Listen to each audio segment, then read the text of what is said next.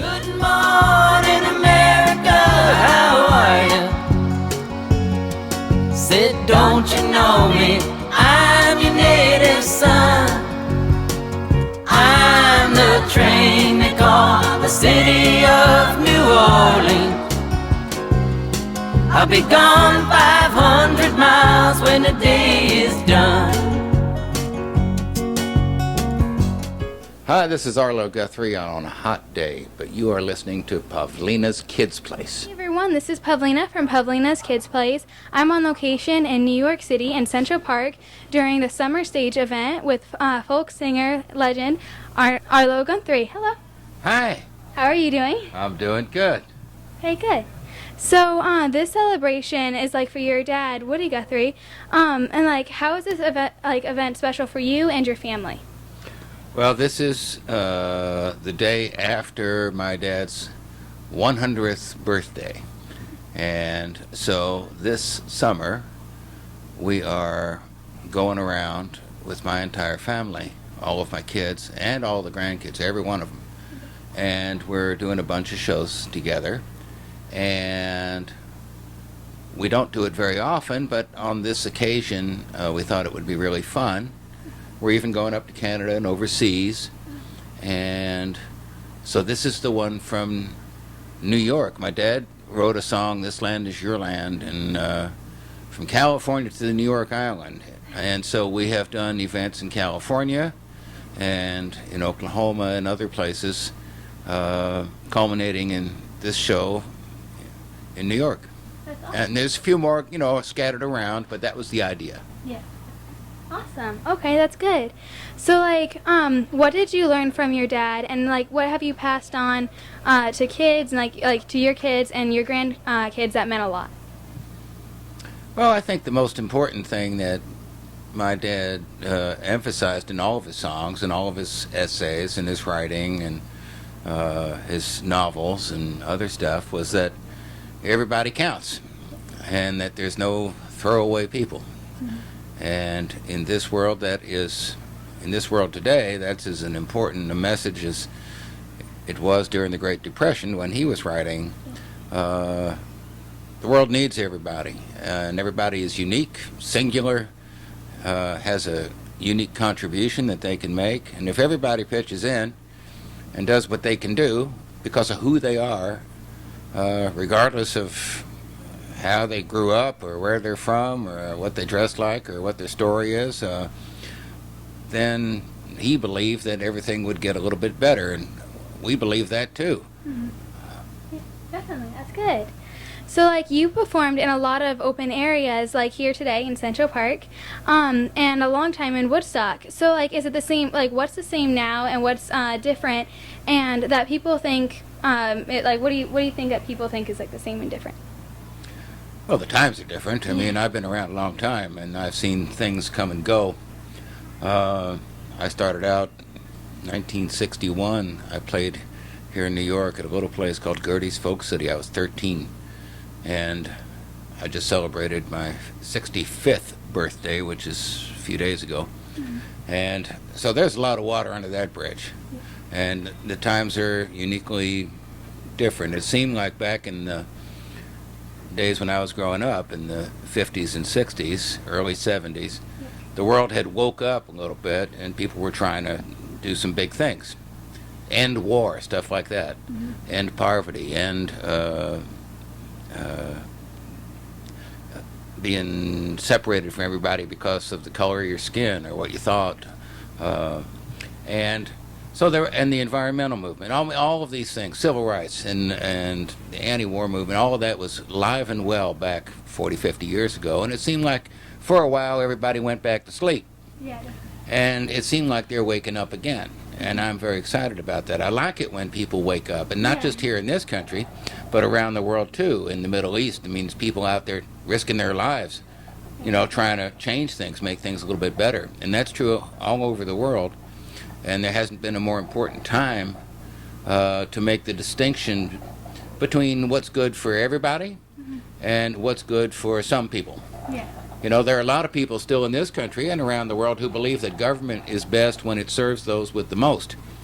And My dad was not one of them. I'm not one of them. None of my kids are like that. We believe that government's better when it serves everybody about the same, even if it's bad. So those are the things we sing about. Those are the things I mean, not all of it. We sing love songs. That has nothing to do with the world. But there's all kinds of songs, and nobody ought to be afraid to say what's on their mind. Yeah, that's good. Okay, awesome. So, like, kids have all kinds of, like, exposure with music and everything. What would you like for kids, like, to think about when they're listening to music and your dad's music? Well, I don't think anybody's actually interested in our music until you get to a point where it's like recognizing when you're thirsty. Yeah. You don't generally go around saying, do you need something to drink to people. Mm-hmm. You generally wait until they say, what do you got? Yeah. Because people know when they're thirsty. They know when they're hungry. They know when they're cold or too hot or something like that. And when people get a thirst for the kinds of things that we believe are important, well, then those songs and those stories and those people, really, it's not their art, it's who they are, become more important. They become useful. They become helpful. And so every once in a while, it seems like enough people are hungry enough or thirsty enough to discover who they are. I mean, when I was about your age, I remember wondering, who were we without the stuff? I mean, without growing up in this particular place, speaking that language, without having parents that went to this school or that school, without the church or the synagogue or the mosque you went to, who are you? Who are you without all the stuff that has nothing to do with you? And those kinds of questions, people are not generally hungry for unless you go along with how you thought you should behave and what you thought you should do, and you got to a point where something just sucks. Yeah. It's not working out for you. Your own plan, your own design has brought you to a point where you say, gee, man, maybe I ought to do something else. Yeah. And when you do that, when you get to that point, you start listening to different kind of music. You start meeting different kind of people. You start reading different kind of books, and you start thinking different kind of thoughts. And so we're there for that. We're not there. We're not pushing ourselves on anybody, but if there are enough people that think what we do is good, they will come to the shows, and we make our living, and we have a good time doing it, and that's what we've been doing for a long time. Awesome. That's good. So, your family does like a lot of raising awareness and funding, for what your dad's like disease and everything, and you're like with the church and everything. So, is that like an important issue for your family? Well, I think anybody's in a position to. Everybody knows somebody in their family or somebody else's family who has something. It may not be the same thing my father had, maybe a different disease, maybe it's something else. Maybe cancer runs in your family or something else or whatever. And a lot of these different things basically prevent people from living full lives, and it's difficult on others who have to live with them. Yeah. And so I'm not really interested in my father's disease just because it's him. I'm able to do something because it's him. Yeah. And it just makes sense that we have a not-for-profit foundation in this old church that people are familiar with if they know me. And so every year we have a little walk-a-thon type of thing. We raise some money, we do some stuff, we educate people, and it makes total sense because they say, oh, Arlo's related to that guy's sick, so therefore it makes sense for them to do it. And if everybody did something like that in their little hometowns or wherever they are, then all of the different diseases and all the different troubles and calamities would get taken care of. So we're just trying to do our part and not run away from it. Yeah, definitely. That's awesome, though. Okay, so Woody Guthrie had some like awesome classics. What was your favorite, and could you sing a little bit of it? Well, he wrote. The best thing about my dad's writing was that he was able to distill a lot of information and make it really easy to understand Yeah. and be 100% accurate. So he wrote about a famous trial that was the Sacco-Vanzetti trial, for example. You might not know who they are, but years ago there was a famous trial up in Boston where these guys were accused of murder and stuff like that. And if you read his songs about it, Yeah. you will know as much as if you read the transcript from the trial. Oh, wow. He doesn't leave anything out, and yet he is able to distill days and days, weeks of testimony or whatever, and put them into a few songs. Wow. Now, he did the same thing with John Steinbeck's book, The Grapes of Wrath. You might know a little more about that. That's was made into a movie. My father went to see the movie, came back, read the book, and wrote a song, 6 minutes long, called The Ballad of Tom Joad.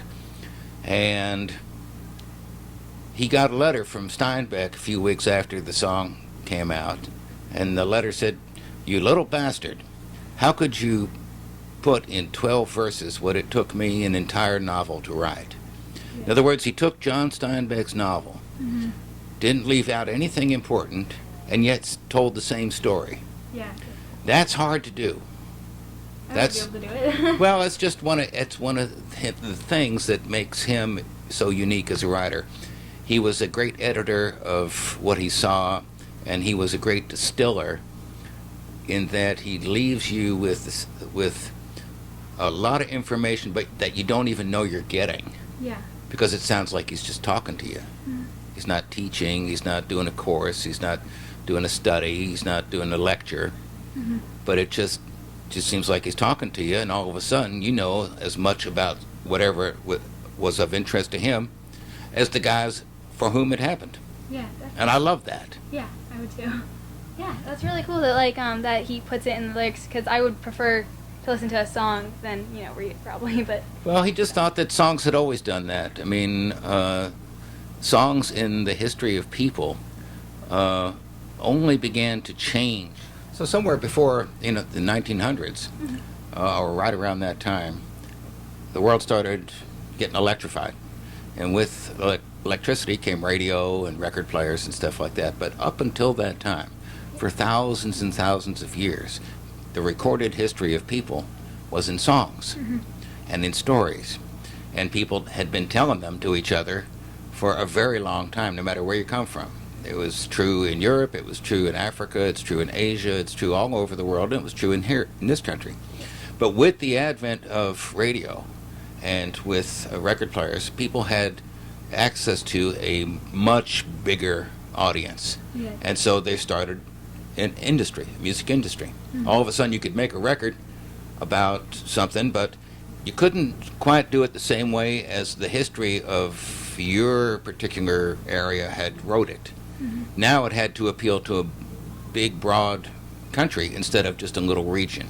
yeah, Who murdered who might be real important in your hometown, but it's not important to everybody on a national scale. Yeah. And so the songs now had to appeal to a lot of different people, of all different regions, of all different histories and stuff like that.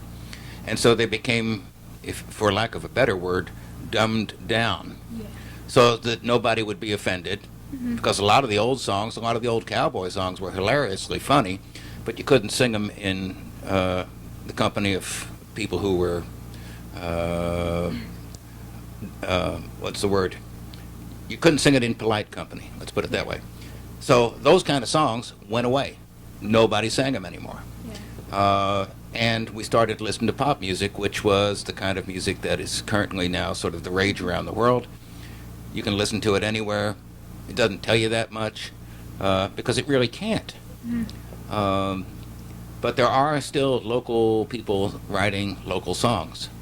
And my dad and others went around collecting some of the old songs that people stopped singing, Yeah. but they kept writing in that tradition.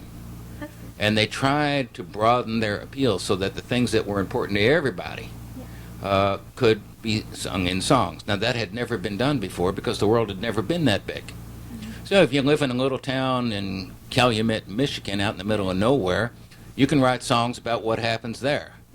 but that might not be of interest to everybody else around the world, and the style that you're singing it in may not be their style or something like that. But with time, the popular music has become so well known that it has become local. Local musicians can play it. They understand it as a language. So the other day, for example, I'm sitting outside the church, woke up one morning, walked outdoors, and I heard some noise, and there were 12 guys there from South Africa. Zulu guys, singers, you know. I said, what are you guys doing here? Oh, we're just visiting America, trying to raise some money for our families and stuff. I said, that's great. Yeah. You guys come by, we have an open mic thing tonight. Sing a few songs for us. And they said, great. So they come by and they sing a few songs. I'm sitting there with my cowboy hat on, and, you know, and they're looking at me like they don't know me from anybody. I said, I'll tell you what, let's trade. I'll sing you one of your songs. And they were looking at me like, what? Yeah. And I got up there, and I happened to know a little song in Zulu. Oh, really? And I sang it for these guys. Wow. And they were looking at me like, this smile just Yeah. got so freaking big. And they're pretty soon they're going, wow. And they're jumping up and down. And they come up to me afterward. They say, you know, you could be really big in South Africa. You'd play in our style. I said, I know. You know, and because I've learned it. So that's the great thing about the modern times that we're living in, is that you can learn. If you're interested, you can learn music from anywhere. You can hear it from anywhere, and you can speak to people in a way that is unique to them. You don't have to be a pop musician to do it. Yeah, sure. Definitely. That is so awesome, though. That's really cool. Well, what are your upcoming plans and events? Well, I think I'm on the road a lot this year with the family all summer, because I've got little kids in the family, you know, grandkids that are in school age. Yeah. So we went out together as a family a few years ago, but because it was during school, we had to take tutors and they had to study, and that was not fun. It's not fun traveling down the road having to read a book and complete a chapter and that kind of stuff. So this tour with the family is only for the summer. And then I take off on a solo tour that goes I start in Ireland for a month, and then I come back to the States, and I'm working until next May. Awesome. That's it. Well, thank you so much for talking to me. My pleasure. Good morning, America, how are you? Said, don't you know me?